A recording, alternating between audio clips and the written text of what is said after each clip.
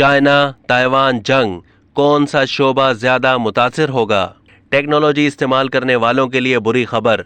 चीन और ताइवान के दरमियान जंग के बादल मंडला रहे हैं, जिसके संगीन नताइज दोनों मुल्कों की आवाम और दुनिया पर तो मुरतब होंगे ही, लेकिन टेक्नोलॉजी के शोबे को भी नुकसान का अंदेशा है और इस शोबे के सार्फिन को भी मसाइल का सामना करना पड़ सकता है।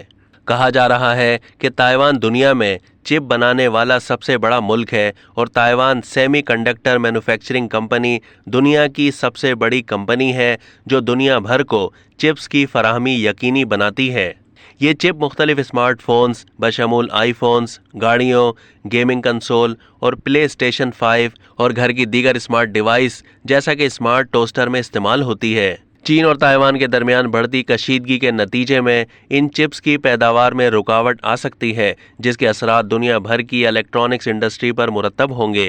कंपनी के चेयरमैन ने खबरदार किया है कि चाइनीज फौज की कार्रवाई या फिर हमले की वजह से कंपनी की तनसीबात को नुकसान हो सकता है, जिससे चिप्स की पैदावार कम या फिर बंद हो जाएगी, क्योंकि ये तनसीबात यूरोप, जापान और अमेरिका के साथ रियल टाइम कनेक्शन पर इन्हिसार करती है।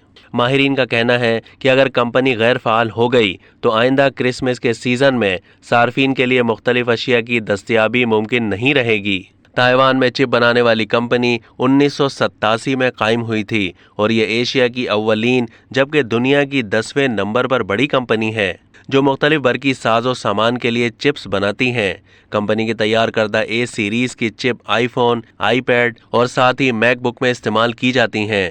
अब तक के लिए इतना ही। मज़ीद मालूमात के लिए डेली जंग के यूट्यूब चैनल को सब्सक्राइब कीजिए।